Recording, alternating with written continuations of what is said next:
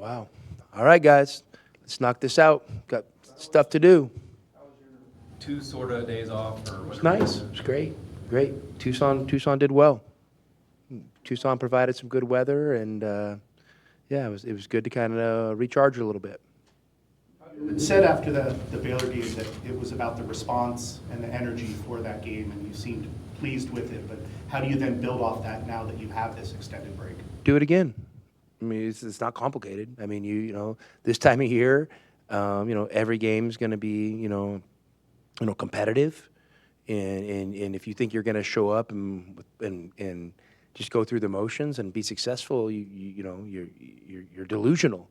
So yeah, we need to make sure every time we take the court that we're serving the game the way it should be served, and that's with effort, energy, intelligence, all that stuff. So, I mean, just to me that those are the things those are the ingredients that I'm looking for right now.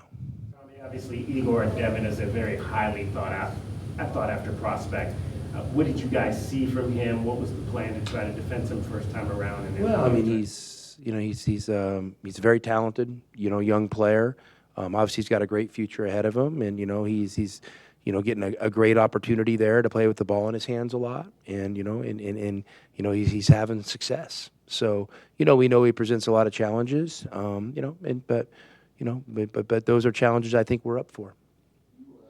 Obviously, you had your team's attention before, but are things a little easier when you see BYU and what they did to Kansas, and you can kind of point to that? I mean, we haven't really even talked about that yet. I mean, I hope our guys are paying attention, but the game at BYU, I mean, it's a little misleading. We kind of, it's one of those games. It's very even throughout. With like, I don't know, 8 minutes to go or something, we kind of made a run at the right time, and they tried to come back and missed some of the shots, and we were able to kind of win at the end comfortably. But it wasn't like it was from the tip. It was domination. So we know it's going to be an evenly matched game, and I also know, I've played against BYU a lot. I know there's some character in that program, and there's going to be a response, and they're going to come down here, with the mindset of getting a win, and so we're going to have to approach it the same way. When you play 3 straight home games against ranked teams, Iowa State, Houston, Texas Tech, and now you've got an unranked BYU team coming in here, do you have to, tell the players to guard against the letdown of the No, that easy. What did you make of the BYU Kansas game? I mean, it seems like nationally the perspective is Kansas is slipping, et cetera, but you just went up to BYU. I mean, listen, I mean, BYU played great. Kansas didn't. I mean, when it was impressive. There's, no reason for me to draw any opinions on Kansas because we don't play them for a few weeks. But BYU looked great.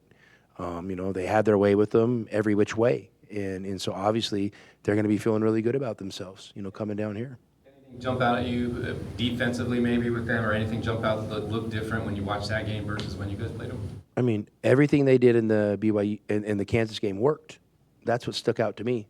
Their defensive game plan worked. Their offensive execution worked. And it's not very often you go into a game, especially against a great opponent where everything you do works. So obviously, they had a great game plan that their staff put together, and their players, executed it almost to perfection. So that tells me you have a team that's, playing with a lot of belief, and a lot of confidence. Is it tougher to use the 2 bigs against a team that pick and rolls as much as BYU would? No. Does that just put extra pressure on the bigs to be able to switch? I mean, listen, there's defensive coverages, and if it's something you don't like, something that works, you sub. You know what I mean? So you don't make too big of a deal out of it, and we feel like we're growing defensively as a team, and you're going to be in situations. The game of basketball, you don't pitch shutouts. At least I have never pitched one. So, the other team's going to score. They're going to have some success. You're going to try something that's not going to work, but then you come back and you try it again, and maybe it does work. So, we're going to hang with it. I like individually some of the gains we're making defensively. I like, the cohesiveness we've been playing with for the most part on the defensive end. So, I don't really see. Because you have 2 bigs out there, it's more difficult in your pick and roll coverage than having 1 big. When you A difference in team's approach, this, not necessarily yours, but this time of season with so few regular season games, teams fighting to get into the tournament, is there like a increase in intensity? Do you notice a difference? Or? You know, I mean, I guess that's hard, for me to, to say. I mean, I do think just from my experience in college basketball, this time of year, you're starting to see how the standings may look. And so certain teams are making pushes, to try to improve their opportunities for the postseason. And so what that does, sometimes teams can play with a certain desperation that energizes them. And, we, have had to play with that desperation for quite a while because, obviously we didn't get off to a start we would have hoped to. And I think that desperation served us well. I think that when we're at our best, it's part of our DNA. And so, there's no reason for us to let our guards down and think we've arrived because we haven't. So, I would just say that, the desperation, element you can throw into teams' approach can maybe impact the effort and energy they play with on any given night. So, and you kind of start seeing that in mid-February. BYU because they're on the bubble maybe at this point? I mean, I don't know if they're in the bubble or not. That's for the experts to decide and them to figure out. I mean, they're a good team to me that's coming in here that's capable of winning in McHale. So we gotta treat that with respect. And I don't know if they're playing with desperation or not. I mean, they played great last game. They haven't lost since we played them last. So which was what 3 or 4 games ago. So obviously they're playing really well. I guess I did lose at Cincinnati. My fault. I don't want to misspeak, but they're on a little winning streak right now.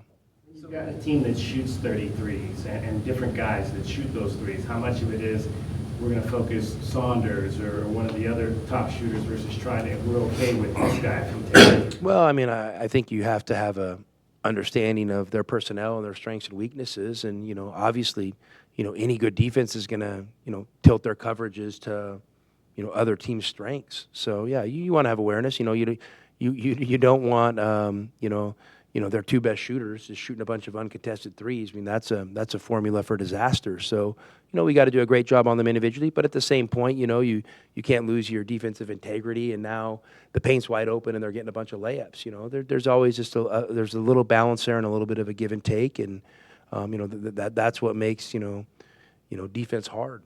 You make choices, but sometimes you make a choice here and you give up something there, and so you just have to figure that stuff out. You've been in this situation a couple times this season where you're going up against teams that are on a little bit of a win streak. What are the key factors into going into a game like that and stopping the hot streak for them? Well, every game starts out 0-0. Last time I checked, that's it. 0-0 mentality, 0-0 approach, possession by possession. And don't make it any more than that. Just because, they played good against Kansas doesn't mean they start plus 10 in this game. Obviously they feel good about themselves, which, is a positive thing for them. But you just really approach it with a 0-0 mentality. You create a plan, you do your best to execute the plan, and then you see how it plays out over the course of the game, and then you can make some adjustments. So, we're not approaching it any different way because they've won a few games in a row than if they had lost a few games in a row. You mentioned the looking at the standings. I mean, you don't like to look forward too much, you say. But you have talked, I think you talked about that a little bit last night. You looked at the standings and you're talking about the potential buys in the tournament. How do you strike that balance? Well, here's how I look at the standings. Okay, everyone's going to play one game in the next couple of days. How does it look after one game? And then I look at the next time, how is it going to look after the second game? You know what I mean? I don't look 4 or 5 games ahead and say, well, they're playing here, and that could be a tough game. They could go 2-3, and we could go 4. And what I mean? My mind would explode. So I literally keep it simple, and I just want to know where we're at. And right now, we're in the top 4.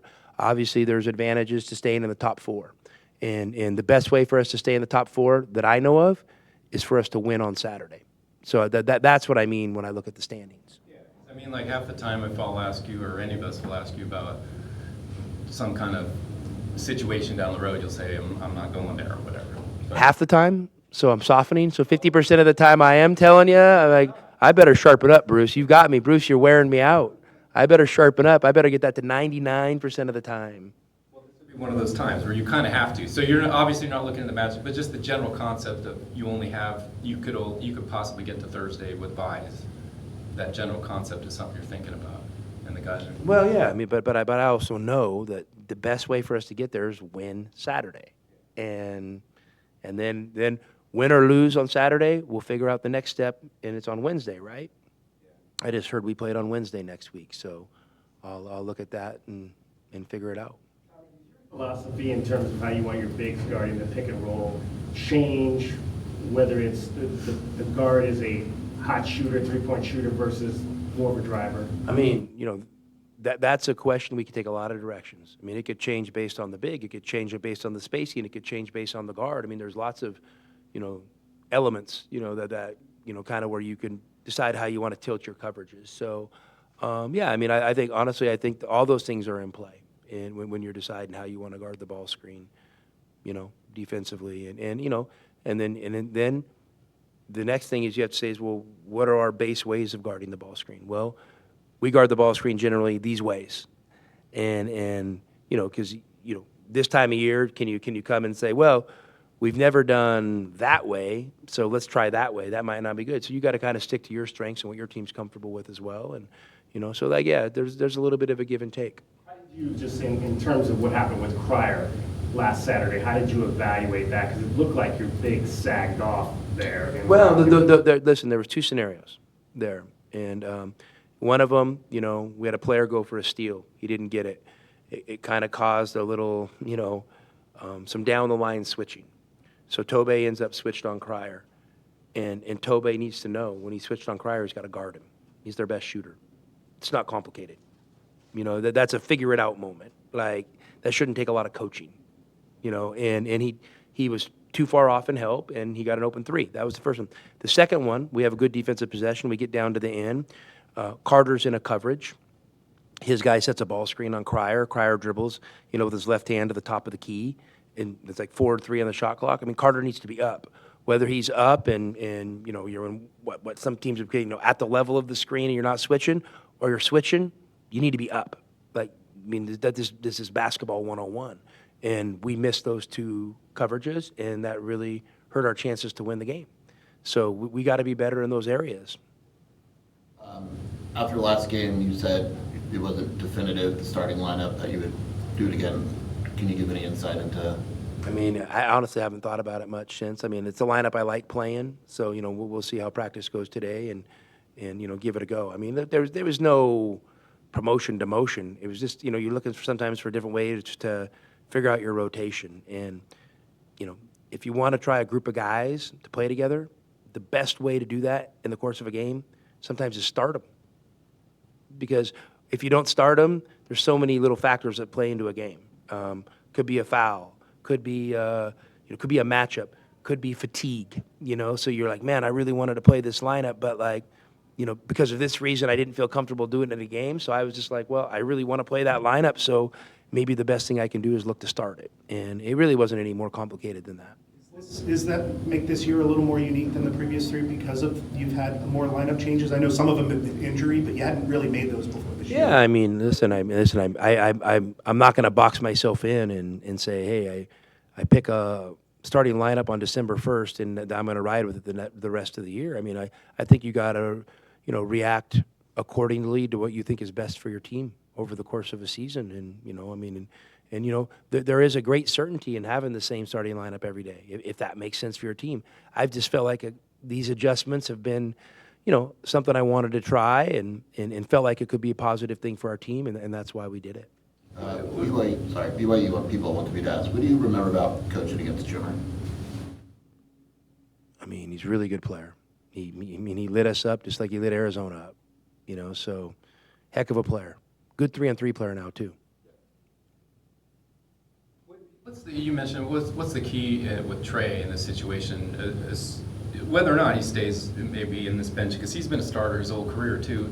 If you do continue with this, does that add another element to get more out of him that he's also got to adjust to the bench? Play good.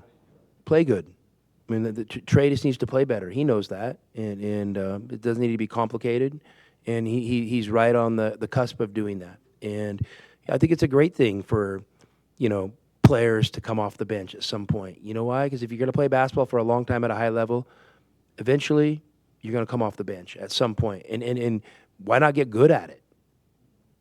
I mean, to me, there's nothing wrong with it. I mean, it's part of the game. And unfortunately, you can't start 7 players, so you start 5, and hopefully you have 7, 8 guys that are vying for those 5 spots. To me, that's when you have a program, and that's what we're striving to do. I just wonder, like, if he, confidence-wise, if could make a difference. I remember you had Seth Henderson a couple of years ago or whatever, where he just seemed to feel more comfortable as a starter. Is Trey got a different mentality where you think maybe he could do it? We're going to find out. We're going to find out. I mean, listen, I like Trey in the game. I feel good when he's on the floor.